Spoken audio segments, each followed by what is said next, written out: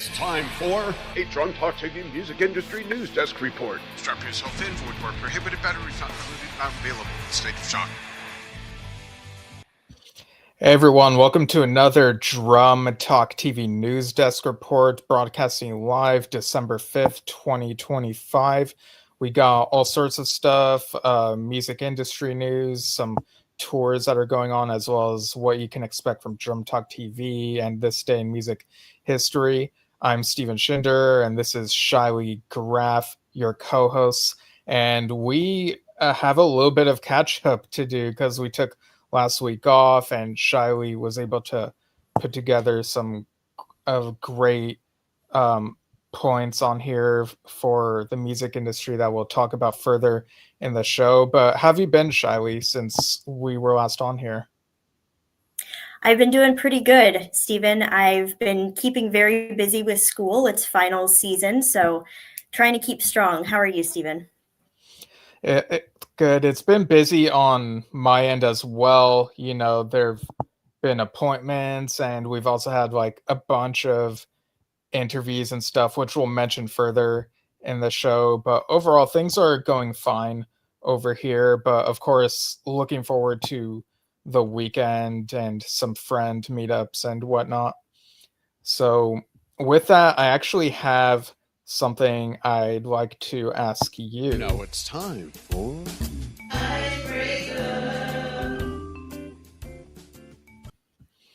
So my icebreaker question for you, Shylee, and for anyone in the audience watching live or after the fact is, what is a movie that you think would translate well if it were adapted into a musical? And this is inspired a bit by having seen Wicked for Good when it was out. I definitely preferred the first movie, but there was stuff I still enjoyed about the second one. But yeah, is there anything that comes to mind? Oh, wow. That's a great question. Ooh, that's tough, honestly. I mean, Wicked is really unique because it was a book that was based on The Wizard of Oz, kind of, and then it was adapted into a play, and then it was adapted into the movie and everything. So that's like a really big one and kind of hard to beat. In terms of like actual movies that would be a good musical, ooh. And it could even be like a parody musical if you'd like. I saw the musical with a couple friends recently as well, and that was hilarious. Yeah, no, that is funny. I think honestly, doing another sort of horror parody type thing would be kind of funny. I think like doing Scream or something like that would just be kind of hilarious. And I mean, those movies are already just so ridiculous anyways. So I think adding musical numbers would be even funnier. Well, funny enough, you're in luck because I know there's actually is like a Scream parody musical. Yeah, and they even incorporate like 90s songs into the thing because it came out around that time. I don't know where they're performing, but yeah, there's I saw a panel about that at a convention a few months ago. So yeah. That is really interesting. Yeah. How about you? Yeah, I think this just came to mind because it sounds super ridiculous, and it seems like everyone, well, maybe not everyone, but some people here and there on the internet are talking about this particular 90s movie again for some reason. And it's called Small Soldiers. I don't know if you've ever heard about it. It's this live action movie about these toys that have like their own like artificial intelligence or something. One of them is like a group of, you know, small soldiers, like these army people who are like super aggressive. The other group is like these toy monster things called the Gorgonites. And yeah, I guess it's a little bit of a cult classic or something, but I think it'd be kind of fun to turn that into a musical, and with the costumes, it would just be like really ridiculously entertaining, I feel. Yeah, that is a great answer. I've never heard of that before. So that the way you described it just sounds so fun. Yeah. All right, so now we go into this next segment. It's time for This Day in Music History. One out the whole week because we'd be here forever.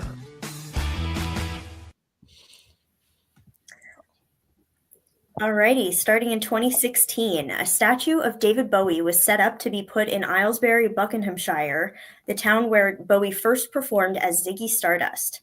The effort was thanks to crowdfunding, where more than 650 people pledged sums totaling more than £100,000, that goal in just 19 hours before the deadline. That is really exciting. Obviously, very, cutting it close to get the statue actually put up and everything, but that is a big goal, and a lot of people showed up to do it. Yeah, it's nice to hear when those crowdfunding efforts are fulfilled. Sometimes there are campaigns that are so close but don't make it, so it's always great to see those types of wins. In 2011, after spending 45 weeks at the top end of the UK charts, Adele's second album, 21, became the biggest selling LP in Britain of the 21st century, surpassing Amy Winehouse's 2006 LP, Back to Black. Yeah, that's a very interesting, well, not just record in terms of album, but in terms of like beating that record, like reaching that goal in the charts and whatnot. Yeah, definitely. I mean, two powerhouse singers right there. So doesn't surprise me that they were neck and neck with that. In 2009, Phish played the final show of their 2009 fall tour at the University of Virginia.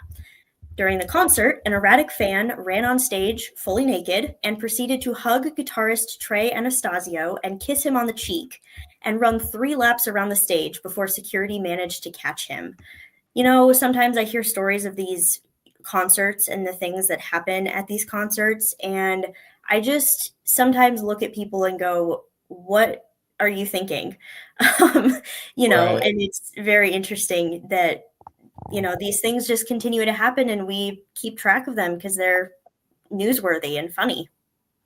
Yeah, because I've definitely heard of at least a couple other instances where people would run onto the stage, but, fully clothed, and they would like leave the stage and it'd be fine. But I gotta wonder, like, where was security during this? Like, I don't know, it's just really crazy. But back in 2006, lyrics to the Beatles' hit Maxwell's Silver Hammer, handwritten by Paul McCartney, sold for $192,000 at an auction in New York. During the same auction, a guitar owned by Jimi Hendrix fetched $168,000. A notebook containing lyrics written by Bob Marley sold for $72,000. And a poem penned by Doors frontman Jim Morrison made $49,000 at the Christie's sale. It's always interesting hearing about these bits of memorabilia, and I always wonder to myself, are the people who obtained these still taking good care of them? I would hope so, and if not, then I kind of don't want to know, Yeah, definitely. Big bucks go for so much of this music memorabilia that you would hope that it's well taken care of or kept in, climate controlled environments, things like that. But you never know, I guess. In 1987, the Jesus and Mary Chain were banned from appearing on a U.S. music TV show after complaints of blasphemy when the group's name was flashed across the screen. The CBS show asked the band to be called JANC, but the group did not agree. That's really interesting, and also standards, I think, have changed today. I think that if that name was on a TV screen now, no one would bat an eye. So it's really funny to see how different social expectations and norms have shifted in the past couple of decades. Yeah, standards are ever evolving for sure. In 1976, Music Weekly NME reviewed the Sex Pistols' debut single Anarchy in the UK, saying Johnny Rotten sings flat, the song is laughably naive, and the overall feeling is of a third-rate Who imitation. The song went on to make number 56 on Rolling Stone magazine's 500 Greatest Songs of All Time in 2004, and is on the Rock and Roll Hall of Fame's 500 songs that shaped rock and roll. It's always fascinating when you hear about those works of art that have an impact and yet still have their critics. And sometimes the criticisms almost come across like they're trying to force negativity to sensationalize the review in a way. But I mean, it happens, I guess. Yeah, definitely. I just found it very interesting that it went on to be such a popular song, and it's still fairly popular today and heard of. And so Yeah. critics are always their own sort of brand of people. In 1973, Paul McCartney and the Wings released Band on the Run, his fifth album since his departure from the Beatles. Two hit singles from the album, Jet and Band on the Run, made it McCartney's most successful album. It's always interesting to hear about the Beatles and their solo projects and see where they went after the Beatles, which arguably one of the biggest bands of all time. So it's always fun to have Paul McCartney in the news. Yeah. And recently they actually put that Beatles anthology miniseries on Disney Plus, and I've been gradually chipping away through it. It's like 10 episodes, an hour each. So when I put it on, I really need to focus on it. So that's kind of like my own side thing I've been watching in between stuff lately. In 1968, the release of the Rolling Stones' new album, Beggar's Banquet, was celebrated at a party in London. A food fight with custard pies was the highlight of the event that went on without Keith Richards, who was ill at the time. That's very interesting. Like, whenever it comes to food fights, you always think that's just something in the movies, but evidently it's been a thing at some points in history. Yeah, definitely. Fun for all ages, I think, is a food fight. In 1965, the Beatles played their last ever show in their hometown of Liverpool when they appeared at the Liverpool Empire during the group's final UK tour. Only 5,100 tickets were available, but there were 40,000 applicants for tickets. The group was also had the UK #1 single with We Can Work It Out and Day Tripper. Interesting stuff. And just a year before that, in 1964, Lorne Greene, star of the NBC TV show Bonanza, was at #1 on the US singles chart with Ringo, making him the second Canadian after Paul Anka to have a US #1 single. The song was a #22 hit in the UK. Yeah, very interesting stuff that we always get to learn in these This Day in Music tidbits. And speaking of music history and memories, anyone of you watching can get the personalized hardcover concert journal from Medway Merch. So check out this video all about that. What concert would be your first entry if you had an ultimate concert journal? Your most recent concert? Your next concert? Or would you go way back like me and enter your first concert? For me, it was Led Zeppelin. Now you can with the I Was There personalized music performance diary premium hardcover book. This is for all live music fans who experience live shows from clubs to stadiums. And what an amazing keepsake, and it makes a great gift.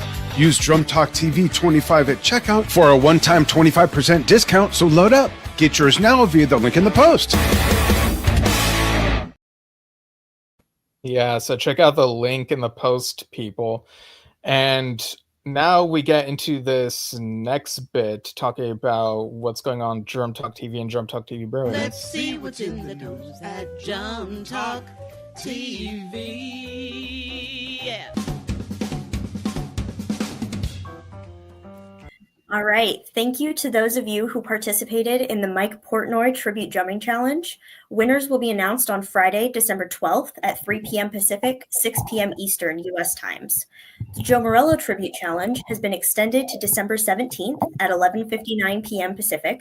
And if we get enough participants and submissions for us to consider it a competition, we'll announce winners Friday, December 19th at 3 p.m. Pacific. Here's a video about that. Now extended through December 17th. Show us your jazz chops in the Joe Morello Tribute Drumming Challenge. Win up to $125 worth of prizes at drumtalktvbrilliance.com. Play along to any official tracks from Joe Morello's discography and submit for a chance to win certificates to favorite music stores, Drum Talk TV t-shirts that ship in the US, and a Drum Talk TV interview. All the info, rules, and judging criteria are on the site. Free members can submit 2 videos per challenge. Premium members can submit as many as they like. Go to drumtalktvbrilliance.com.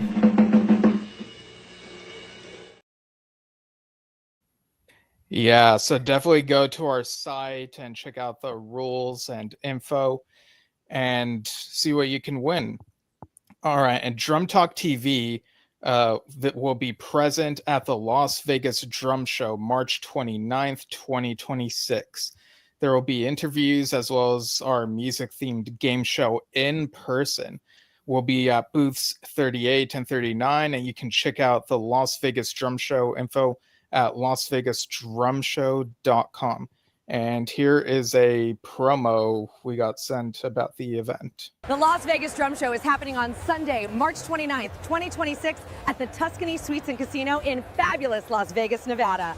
We will have leading percussion industry exhibitors, a drum clinic, master classes, raffle prizes, meet and greets, and miscellaneous drum show shenanigans.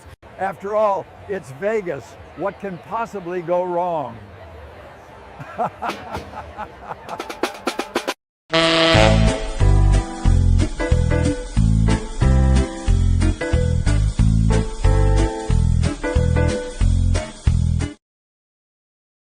There you go. So check out that site.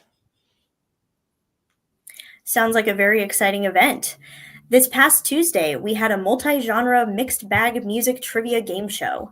As always, there can be guessing involved, and people still somehow ended up with winning rounds. Speaking of game shows, come join us for our last game show of the year on Tuesday, December 16th at 6 p.m. Pacific, 9 p.m. Eastern. This will be a championship game, and we'll be inviting past champions to compete, while attendees in the audience will also get a chance at winning something. More info as it gets closer. In the meantime, navigate to our events page at drumtalktvbrilliance.com to RSVP for the event. Come have some fun. Yeah, definitely join in on the fun. And this past Wednesday, December 3rd, 2 Drum Talk TV interviews aired on YouTube and Facebook. The first with Nick DiVirgilio, returning guest, who has drummed for Steve Hackett, Genesis, Big Big Train, Spock's Beard, and more, and even re-released Genesis or Rewiring Genesis tribute album, which has been remixed. And then after that, Dan interviewed David Seymour, a drumming challenge participant who won a focus group drawing and got to guest VJ for a vlog with Dan, where he got to share a bit about himself, and they talked about music, gear, and influences. So definitely check those out if you haven't already. Certainly. Next week, Dan has more interviews going on. Wednesday, December 10th at noon Pacific, he interviews Dave Ketchum, drummer of the band Coney Hatch. Then at 6 p.m. Pacific that day, Marco Miniman returns for another interview. You may know him from the Aristocrats, McStein and Miniman, and more. Then on Thursday, December 11th, Dan interviews Travis Barker Tribute Drumming Challenge winner Colin Abraham at 6 p.m. Pacific. And that Friday, the 12th, before the new show, Dan goes live at noon Pacific with PT Janice Ying for another episode of Drumming Injury Talk. Yeah, great stuff going on. And we've been busy over on Yes Shift as well, the prog rock podcast / vlog that Dad and I do. So this past Sunday, I went live talking about Yes-related news and reminded people of upcoming reissues. And yesterday, December 4th, Dad and I interviewed former King Crimson member Trey Gunn, who's known for playing war guitar and Chapman stick, about his new album with David Furlano titled Select Habits of Invertebrates, which released today via his label 7D Media. Then later in the day, we interviewed Douglas and Glenn Gottlieb, aka the Gottlieb brothers, who've done photography and tour books for the band Yes, and have their ongoing Yes Stuff book series, the next volume of which you can contribute to over at GottliebBros.com if you have any memorabilia you want to photograph and send over to be included in the book.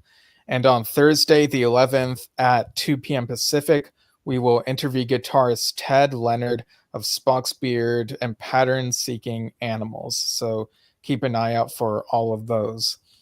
And now we take a moment to get into this next segment and remember some people. And now a moment to acknowledge those who have passed.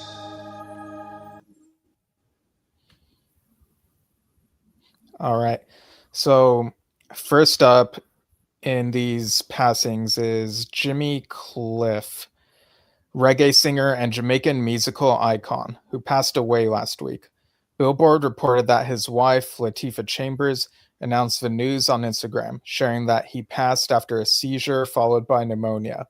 Known for his high vocals and focus on positivity, he released hits like Many Rivers to Cross, You Can Get It If You Really Want, and The Harder They Come, which is also the title to his 1972 musical crime film. Before his passing, he was the only living reggae artist to have earned Jamaica's Order of Merit, the highest honor the nation's government gives for achievements in arts and science. He hit number 25 on the Billboard Hot 100 singles chart with Wonderful World, Beautiful People in 1969, which was just the beginning to his global fame. In her post, Chambers said, "I am thankful for his family, friends, fellow artists, and co-workers who have shared his journey with him. To all his fans around the world, please know that your support was his strength throughout his whole career. He really appreciated each and every fan for their love." Cliff was 81 years old. So, speaking for myself, reggae is kind of a blind spot for me, but to hear about how much he contributed to that and was, given honors and whatnot, I mean, what a life that he lived. Yes, certainly. Very big name in reggae, I think, and just a wonderful joy to have on this earth. All right, next up, we have Bob Starkey, the guitarist of Australian band Skyhooks, who passed away last week after a year-long battle with acute myeloid leukemia. Billboard reported that the band confirmed the news last Tuesday on their Facebook page, saying that Starkey had spent the last year receiving treatment and still hoping to take the stage again. He joined Skyhooks in August 1973, replacing his older brother Pete Starkey, who helped establish the early lineup that would go on to dominate Australian rock. Their glamorous visual style, provocative lyrics, and theatrical shows made them one of Australia's most influential rock acts. Their debut album, Living in the 70s, spent 16 weeks at number 1 in 1975, and the group made broadcast history with their track, You Just Like Me 'Cause I'm Good in Bed, became the first song ever played on 2JJ, later Triple J, an Australian digital radio station, in January 1975. The group disbanded in 1980, but reunited periodically, with Starkey remaining one of their most active ambassadors. In 1992, the group was inducted into the ARIA Hall of Fame. Starkey was 73 years old. Yeah, it's a good thing that they were inducted, and again, always sad whenever we lose these people. So next up, we have Warren Williams, Australian music legend who passed away on November 29th. Mass Live reported that his son shared the news on Facebook, saying, "A most humble, kind, and quiet man who taught me so much about being a good human, one of the greatest singers and performers of his time." An official cause of death wasn't revealed, but the news comes after a prolonged health battle. Williams rose to fame after forming Warren Williams and the Squares, considered one of the country's first rock and roll bands. They debuted their first single, My Teenage Love, in December 1959, followed by Kathleen in April 1960. By the end of that year, Williams left the band to pursue a solo career, releasing his first solo single, My Little Girl, at the end of 1960. Two of his hits, Girls Were Made to Love and Kiss, and A Star Fell from Heaven, both peaked in the top 10 on the Australian charts. While his fame may have subsided as other rock acts entered the scene, he kept playing clubs and cabaret shows before resurfing in the 70s and 80s with Jimmy Brown, the Newsboy, in 1978, and I Was There in 1982, before forming the Williams Family Show with his three sons. Quote, "The memories of growing up by his side will always be there. R.I.P. Dad, we will all miss you," unquote. This was from his son, which she said on Facebook. Williams was 85 years old. So it's kind of nice to hear that they had a family band and did some performances. Sometimes it's that group activity, that bond. Yeah, certainly. All right. So now we move into the music industry news segment. Now let's see what's been going on this week in the music industry. All right. So the lineup for Dick Clark's New Year's Rockin' Eve with Ryan Seacrest has been announced, with 38 total performers slated to appear. Billboard reported that the blend of current hit artists and veteran acts includes Chappell Roan, Mariah Carey, Post Malone, Charlie Puth, Hunter X from K-pop Demon Hunters, Rick Springfield, New Kids on the Block, Goo Goo Dolls, and more. The show is set to run for 8 total hours, starting on Wednesday, December 31st at 8 p.m. until the next morning at 4 a.m. Eastern Time. The 54th edition of the show will mark the longest telecast in the show's history, adding 90 minutes of program to last year's runtime. The Times Square headliner and special guests will be announced soon. 8 hours, I mean, that's a lot to watch, but at the very least, there's time for people to, I guess, pop in, tune in, and as they're able to. Yeah, definitely. I think that it's actually great to be able to have something to just kind of, go turn on the TV for a few minutes while, you're having your New Year's Eve party, just things like that to check into. And plus it makes it worth it for all of those people who actually go to Times Square and celebrate the new year there. Yeah. They're getting a run for their money, I guess. Okay. Hillary Duff fans need look no further for Valentine's Day plans in 2026. According to Billboard, the actress and singer announced a mini residency in Las Vegas on February 13th, 14th, and 15th, 2026, taking the Voltaire stage at the Venetian. Duff wrote on Instagram, quote, "Hey girls, how about Vegas? I can't wait to see you." This announcement is the latest development in her musical comeback. She announced in November that her next full-length album, Luck or Something, will be released on February 20th, over 10 years after her last album. This run of Vegas shows will add to the run of performances she previously announced, which includes stops in London, Toronto, Brooklyn, and Los Angeles. She will also have a docuseries released in the near future about her return to music. Yeah, that's great to hear. As a kid, me and my cousins would watch the Lizzie McGuire show. And of course, she's done other things since then. So it's great to hear that she's having this music resurgence. So very much looking forward to seeing what more comes of that. All right. Limp Bizkit is honoring the late co-founder and bassist Sam Rivers, who passed away in October of this year.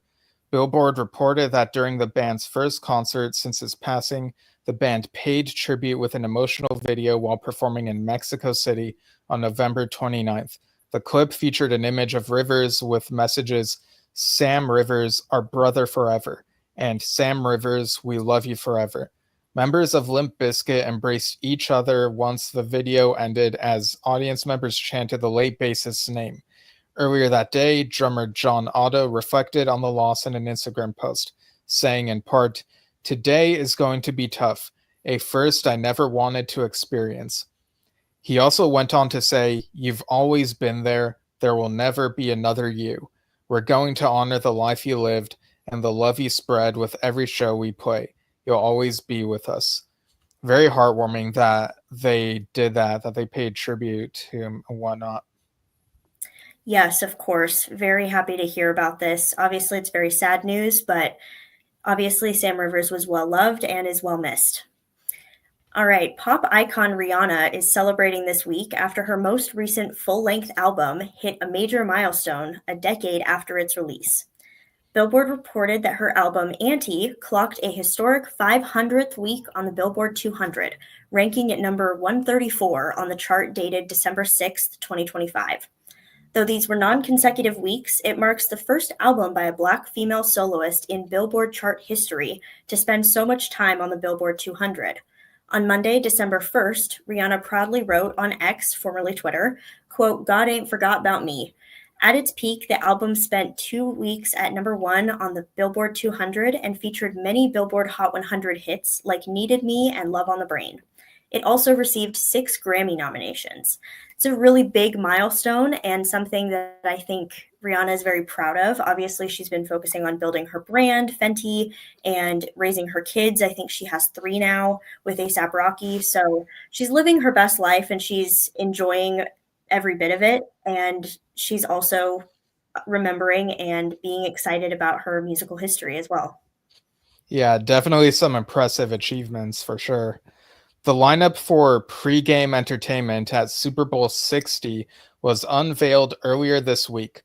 Billboard reported that ahead of Bad Bunny's halftime performance on February 8th in Santa Clara, California, Charlie Puth will sing the national anthem, Brandi Carlile will sing America the Beautiful, and Coco Jones will perform Lift Every Voice and Sing. NFL Senior VP of Global Event Production John Barker shared that they are proud to spotlight artists who embody the very best of music and culture. Rock Nation CEO Desiree Perez added, "Charlie, Brandi, and Coco are generational talents, and we are honored to have them alongside our extraordinary deaf performers on Super Bowl 60's world stage." Yeah, the Super Bowl is, it's a huge event here in the US, so it's whenever any music artist is involved, it's like always the talk. So it's quite a big thing there. Yeah, certainly. And I'm not as familiar with Coco Jones, but I am familiar with Charlie Puth and Brandi Carlile. And I think that their performances will be just phenomenal and definitely exciting to watch. All right. The English punk rock band, the Sex Pistols, announced a new tour set for next summer, this time without one of their founding members. Ultimate Classic Rock magazine reported that the reunited band will feature original guitarist Steve Jones, drummer Paul Cook, and bassist Glenn Matlock, with the addition of new singer Frank Carter. Original singer John Lydon reportedly refused to tour with his old band. The revived group will play 4 dates next summer in the UK to celebrate the 50th anniversary of their first single, Anarchy in the UK. Carter is also the frontman of English punk band The Rattlesnakes and was tapped by the trio to headline concerts in the UK and then in the US. The group was supposed to start a North American tour in September, but the dates were canceled after Jones broke his wrist. No rescheduling details have been announced yet. Interesting that the Sex Pistols came back up today and Anarchy in the UK. Very exciting that they're able to celebrate next summer. Yeah, that was quite the tie-in there. So next up, classic rock band AC/DC is currently embarking on their Power Up tour, but that's not all. Parade reported that the band announced some exciting news this week, sharing that they will hold a special pop-up experience designed for diehard fans to celebrate the band's legacy. They will perform at Optus Stadium in Perth, Australia from Thursday, which is yesterday, to Monday, December 8th, supported by opening acts Amil and the Sniffers, along with the Southern River Band. The special event will offer a selection of exclusive merchandise, like apparel and collectibles that aren't available online or at upcoming shows. Fans will also have a rare chance to purchase limited edition vinyl pressings created specifically for this pop-up experience, all held at Cleaver House, a 10-minute drive from the stadium. Yeah, that's quite a lot going on there. And, limited edition vinyl pressings. I mean, vinyl's kind of been making a resurgence the last several years or so. I myself have become a huge fan of some of the newer vinyl stuff. Yeah, definitely exciting news from AC/DC. Of course, diehard fans are just going to love it, and I think that it's a really cool thing that the band is putting on. November was a big month for Sabrina Carpenter as she played her final shows on her Short and Sweet tour, but that's not all she was up to. Billboard reported that former Beatle Paul McCartney shared a photo of himself and Carpenter in the backstage area of one of his concerts on Instagram one day after the pop icon wrapped up her tour. In the caption of McCartney's post, he called this meetup one of the highlights of his ongoing Got Back tour. Carpenter has a lot to celebrate this year, having embarked on a worldwide tour that kicked off in September 2024 and releasing a new album, Man's Best Friend, just earlier this year. Attending a Paul McCartney concert is the cherry on top for her. I know in a previous interview on one of the late night shows, she raved about Paul McCartney being her, like, the person she looks up to and her idol. And so it's really exciting that she has been able to meet him and go to his concerts and everything. Yeah, and it's really cool to hear because I think with both of those artists, as someone who is not in the know might not realize that there is like an influence because they feel like they're of such different worlds. But some of the older artists still have a bit of an influence, even if the music is pretty different. And that's really cool that these generations of artists like have that type of connection. It's really awesome. One of the most popular rock bands of all time recently achieved an incredibly rare feat, joining the 4 other music groups to ever achieve it in music history.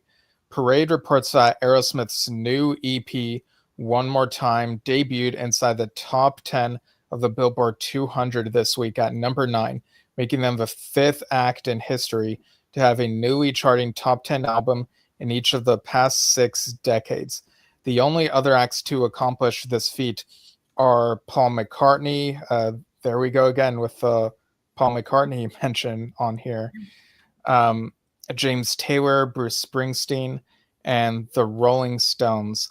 So, yeah, very impressive stuff regarding Aerosmith. Aerosmith is a band that is very popular. Lots of people know of them, and yeah, it's always cool to hear stuff like that. Yeah, certainly. They are very popular, and this is an incredible feat too. I mean, having a top 10 album in every decade is just bananas to me. I think that's really awesome for the past 60 years. So, good on them for that. Radiohead performed full 4 sold-out shows in November, and along the way broke an attendance record at one of the most iconic venues in the world. Billboard reports that the band played at London's O2 Arena on November 21st, 22nd, 24th, and 25th, each show drawing more than 22,200 concertgoers. All 4 shows broke the venue's attendance record, which was previously held by Metallica, who set it back in 2017.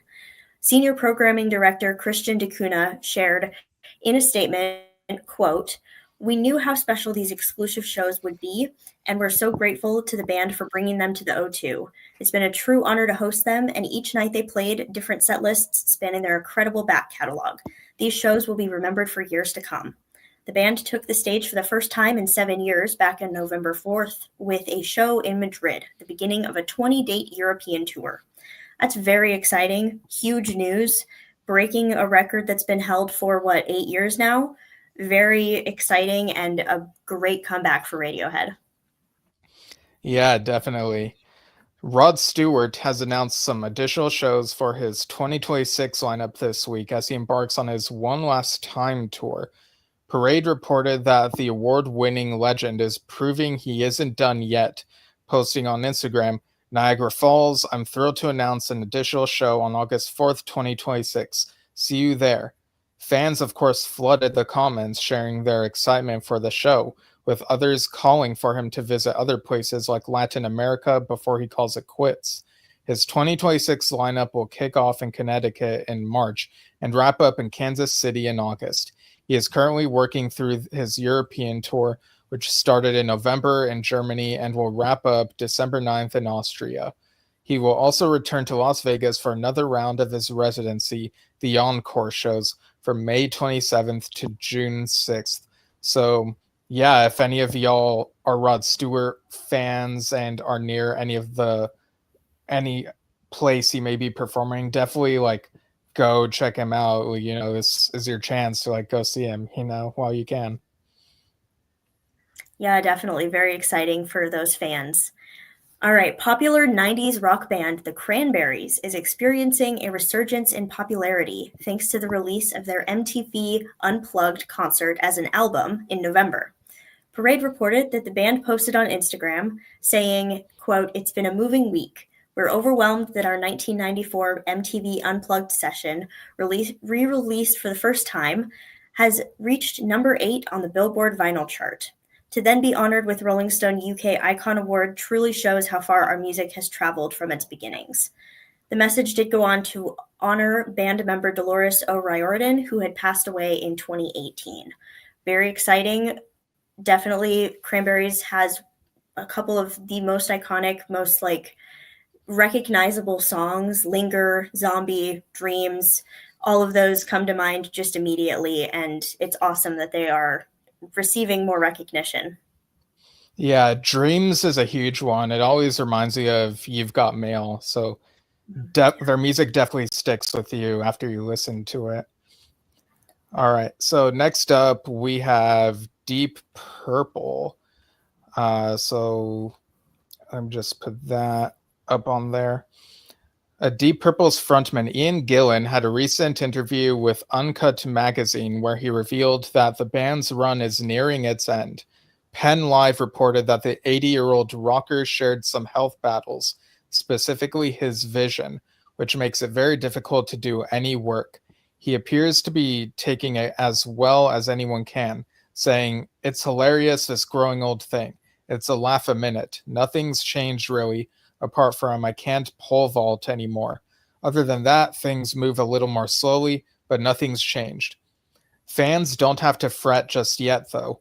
The band already has more than a dozen shows slated for Europe and Japan in 2026. Quote, "I think if I lose my energy, I'm going to stop. I don't want to be an embarrassment to anyone. We're not far off that. It creeps up on you. You don't really notice." So, you know, it seems like he's being very conscious of it, but being able to do what they can in the meantime. So Deep Purple fans, I'm sure, will just have to enjoy what they can while they can. Yeah, certainly. Very tough time. The article said he has like 30% vision, which is really frustrating, but he's pushing through, and I'm glad that they're being conscious of that and his health in general. We always say health comes first. Yeah. Punk rock band My Chemical Romance announced an exciting slate of opening acts for their 2026 UK and European The Black Parade Tour, which they announced back in September. NME reported that the UK leg kicks off in Liverpool on June 30th, moving to Glasgow on July 4th. They will then play 3 nights at Wembley Stadium in London, July 8th through 11th, before going on to Florence, Italy, and Madrid, Spain. Each date will feature a different supporting act, including Echo and the Bunnymen, Skunk Anansie, Joan Jett, Sunny Day Real Estate, Interpol, Mogwai, and of course, frontman Gerard Way's solo band, Gerard Way & Co. Beyond their UK and European dates, MCR will visit South America, Southeast Asia, and Mexico City, as well as make appearances at 3 US festivals in 2026. This is actually really big news in the emo scene specifically, especially from like the early 2000s. They broke up in 2013. Things were kind of not great for them for a little while, and they came back a couple of years ago, started touring again. This Black Parade tour is really awesome. They're playing the entirety of the album, The Black Parade, which is one of their most iconic. And it's really exciting to see that they are doing so much and that they seem to be thriving and enjoying their time out there on the road again. Yeah, I remember when back in the late 2000s, I'd always hear, well, even into the 2010s, I'd always hear about some friends like talking about My Chemical Romance and being super into it. I feel like I got into them kind of late, within the last few years, and like you said, Black Parade, very iconic. And Gerard Way, he even wrote a run of the Doom Patrol comic series, which was pretty good. So I've been gradually getting with it, and yeah, this is some really great news.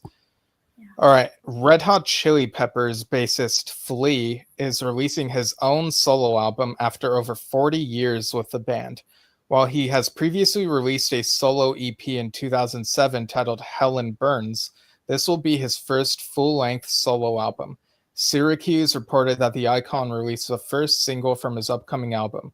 It's an 8-minute long jazzy jam titled A Plea, and the accompanying music video was directed by his daughter, filmmaker Clara Balzare, and shows Flea doing an interpretive dance. Further details about his upcoming album, including the track list and album name, will be released in the new year.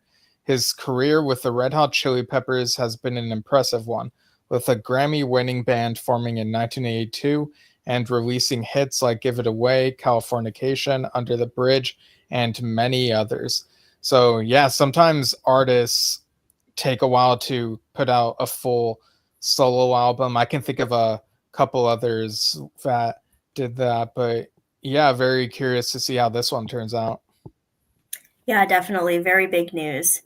Iconic 80s band, the B-52s, are hitting the touring circuit again 4 years after their farewell tour. Parade reported that the group will also be heading back to Las Vegas for their Venetian residency on April 22nd, 24th, and 25th. The group consists of Fred Schneider, Kate Pearson, Cindy Wilson, and Keith Strickland, though Strickland has retired. The other three will be hitting the road, joining the Cosmic De-Evolution Tour with Devo for 2 dates in London in June 2026.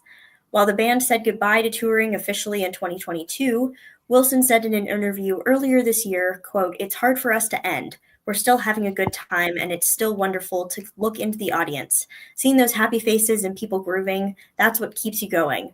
Right there. Very exciting news.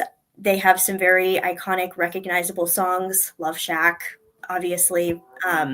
So Rock Lobster, very interesting songs and fun to listen to. So I'm excited that they're back out there.